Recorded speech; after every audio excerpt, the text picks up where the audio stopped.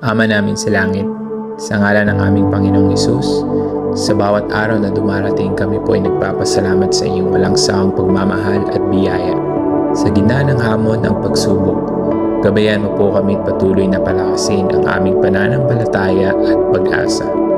Dinadalangin namin ang inyong liwanag at gabay sa aming mga desisyon at gawain. Patawarin mo po kami sa aming mga pagkukulang at kamalian. Bigyan niyo po kami ng lakas, ng loob upang harapin ang mga pagsubok na aming hinaharap. Palakasin niyo po ang aming mga puso upang maging tapat ang aming mga tungkulin bilang mga anak mo.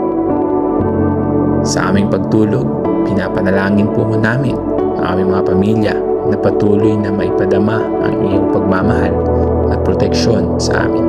Naway patuloy kaming magpasalamat sa lahat ng biyayang aming tinatanggap araw-araw.